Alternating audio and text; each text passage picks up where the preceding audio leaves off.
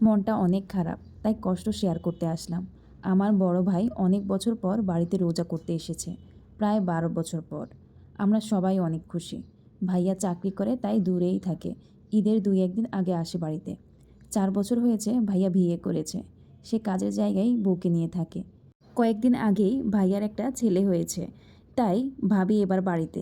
এজন্য ভাইয়াকেও বলেছি কয়েকটা রোজা আমাদের সাথে করার জন্য। এখন আসে আজকের সেহরির কথায়। আমি 2টা 30-এ উঠি। উঠে ভাত রান্না করে টুকটাক কাজ যা লাগে করেছি। তখন 3টা 30 বাজে। একজন করে ডেকেছি। আমাদের ঘরে সবাই তাহাজ্জুদ পড়ে, তাই একটু আগেই ডেকেছি।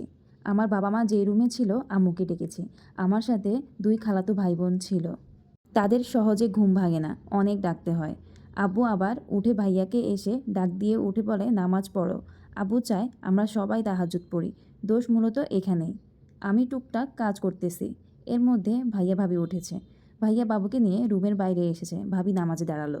আমাকে ভাইয়া জিজ্ঞেস করলো আমি নামাজ পড়েছি কিনা। আমি বললাম না, পড়বো। বাবুকে নিতে চাইলাম, বলে তুই আগে নামাজ পড়ে নে। আমিও সম্মতি দিলাম।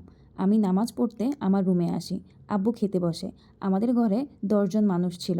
সবাই তো একসাথে বসতে পারবে না টেবিলে, কারণ টেবিলে ছিল 6টা সিট। কয়েকজন আগে খাচ্ছে, কয়েকজন পরে খাবে। একসাথে তো সবার জায়গা হবে না। আমি নামাজ শেষ করে এসে দেখি আব্বুর খাওয়া শেষ। তো ভাবলাম বাবুকে আব্বুর কাছে দিব, আমরা খাবো। আমি বাবুকে আনতে গেলাম, দেখলাম বাবুকে মাত্র ভাবি খাওয়ালো। ভাবির নামাজ শেষ হয়েছে, তাই ভাইয়া নামাজে দাঁড়িয়েছে। ভাবি বাবুকে ধরেছে। আমি বললাম আমার কাছে দাও বাবুকে। ভাবি বলল খাওয়া শেষ, এখন ঘুমাবে। এইটুকু বলে ও কথায় বোঝা গিয়েছে বাবুকে দেবে না। আমিও আর কথা বাড়াইনি, চলে এসেছি। তারপর তারা আর বের হয় না। আমি তেমন একটা ভাবিনি, কারণ ভাইয়া এমনই করে, শেষ সময়ই খায়। ভাবি ভাইয়ার সাথেই খায়। আমাদের মোটামুটি সবার খাওয়া শেষ। তখন দেখলাম ভাইয়া বাবুকে নিয়ে আসলো, আমাদের কাছে দিয়ে খেতে বসলো। ভাবি আসলো না। কিছুক্ষণ পর ভাইয়া আবার গেল ডাকতে। সে আসবে না, কারণ নাকি তাকে কেউ ডাকেনি। সে খাবে না, কারণ তাকে কেউ ডাকেনি। এ নিয়ে তাদের মধ্যে অনেক ঝামেলা হচ্ছিল। ভাবি চাচ্ছিল ভাইয়া আমাদেরকে বকুক, কিন্তু ভাইয়ার সামনেই সবটুকু হচ্ছে। ভাইয়া আমাদেরকে কিছু বলেনি। এ নিয়ে তাদের মধ্যে অনেক ঝগড়া হচ্ছিল। শেষে ভাবি রুম থেকে বের হচ্ছিল আর ভাইয়াকে অভিশাপ দিচ্ছিল, তোমার একটা রোজাও কবুল হবে না, তুমি আমার সাথে এমন করলা। শেষে যে যতটুকু পারলো খেলো। আমার ভাইয়া না খেয়েই রোজা রাখলো। 2টা খেজুর খেয়েছে শুধু। বুকটা কষ্টে ফেটে যাচ্ছে। খাওয়া শেষে আবার ভাবি জায়নামাজে বসে ভাইয়াকে আরও কী কী অভিশাপ দিল কেঁদে কেঁদে। এত বছর পর ভাইয়া প্রথম রোজা করতে আমাদের বাড়িতে আসলো। মনটা খুব খুশি ছিল। আমি কান্না করতেছি, কি যে কি হয়ে গেল। আব্বু আম্মুও অনেক কান্না করতেছিল। আমার ভাবি খুব সাংঘাতিক, এজন্য তার সাথে কথা বলতেও ভয় পায় সবাই। সব কিছু নিয়ে ঝামেলা করে।